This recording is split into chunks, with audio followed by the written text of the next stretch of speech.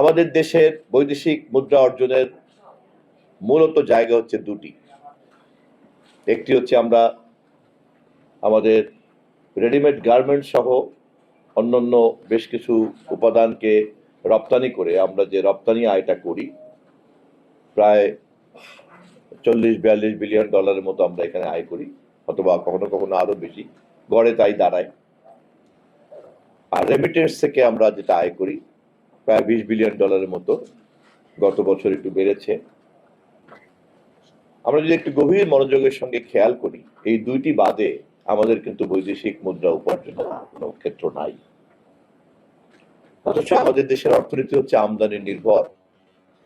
আমদানি করতে চাইলে আমাদের কিন্তু বৈদেশিক মুদ্রা লাগবে। তাহলে বৈদেশিক মুদ্রা যদি আমাদের উপার্জনকে বাড়াতে হয়, তাহলে আমাদের এই দুটো জায়গাতেই পরিধি বাড়াতে হবে। রপ্তানি পণ্যের পরিধি যেমন ডাইভার্সিফাইড করতে হবে, তেমনি আমাদের রেমিটেন্সকে নিশ্চিত করার জন্য প্রবাসে কর্মসংস্থান, মানব সম্পদ রপ্তানির বাজারকে আরো অনেক সম্প্রসারিত করতে হবে। সম্প্রসারিত সেই বাজারে থেকে যাতে তাদের উপার্জনের বৈদেশিক মুদ্রা রেগুলার চ্যানেলে যাতে বাংলাদেশের সরকারের কাছে আসে, বাংলাদেশ ব্যাংকে যাতে জমা হয়, সে ব্যাপারে ব্যবস্থা নিতে হবে। সম্প্রসারিত বাজারগুলিতে যারা কাজ করতে যাবেন, তারা যাতে দেশের অ্যাম্বাসেডর হিসেবে কাজ করেন, সে ধরনের আচরণে তাদেরকে প্রশিক্ষিত করতে হবে, যাতে তারা ওই এলাকায় কাজ করতে গিয়ে এই ধরনের এমপ্লয়ার কান্ট্রি যারা কর্ম দেন, নিয়োগ দেন, সেই সমস্ত দেশ যাতে বিরক্ত না হয় এবং আমাদের প্রতি যাতে তারা অসন্তুষ্ট না হয়। এ ব্যাপারে আবার এই সমস্ত প্রবাসী কর্মীদেরকে, সহকর্মীদেরকে আমাদের তাদেরকে সেইভাবে মোটিভেট করতে হবে। মোটা দাগে এই হচ্ছে কিন্তু কাজ। এবং এই কাজগুলি করার জন্য সরকারকে সবচেয়ে বেশি সহযোগিতা দিতে পারেন আপনাদের এই ইতল বাংলা এবং উন্নয়ন সমন্বয়, আর হলো প্রবাসী, যাই হোক, এই সংগঠন দুটি, সমন্বয় উন্নয়ন সমিতি এবং প্রবাসী উন্নয়ন সমিতি, এই ধরনের প্রতিষ্ঠান আপনারা সরকারকে সহযোগিতা দিতে পারেন।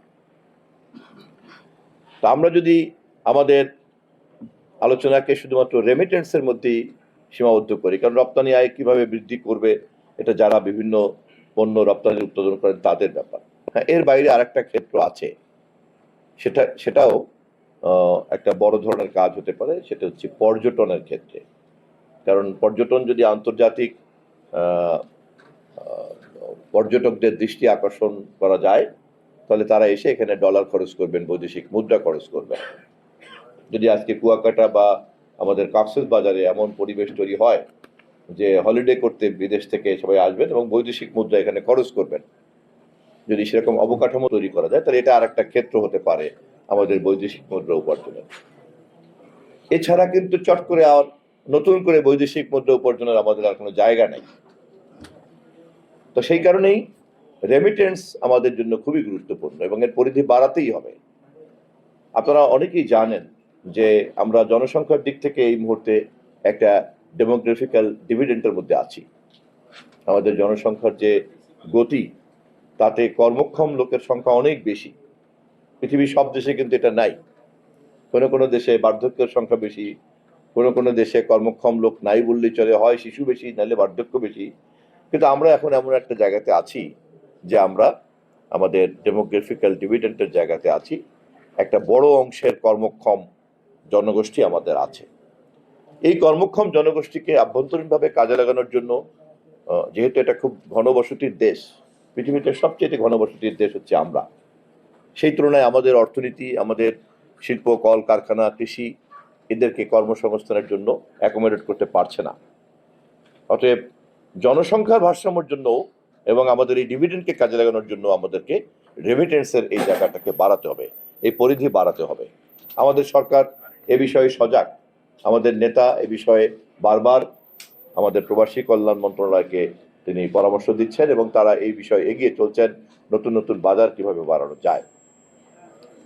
আমি আপনাদেরকে অনুরোধ করব যে আপনারা যে চিন্তাগুলি করছেন, পরামর্শগুলি করছেন, এটাকে আরো সুসংগঠিতভাবে করে গুছিয়ে করে আপনারা সরকার পর্যন্ত পৌঁছাবেন। এবং আমি তথ্যমন্ত্রী হিসাবে এই সম্ভাবনাগুলিকে কাজে লাগানো এবং আপনাদের ক্ষেত্রে যা সংশ্লিষ্ট যে মোটিভেশনাল যে কন্টেন্টগুলি সম্প্রচার মাধ্যমে প্রচার করলে আপনাদের এই কাজটা করতে সুবিধা হবে, আমরা সেটাকে একটা জনসচেতনতা তৈরি করার জন্য সবসময় এই প্রচারের ব্যাপারে আগ্রহী থাকবো। এই প্রতিশ্রুতি আমি আপনাদেরকে ঘোষণা করে রাখলাম।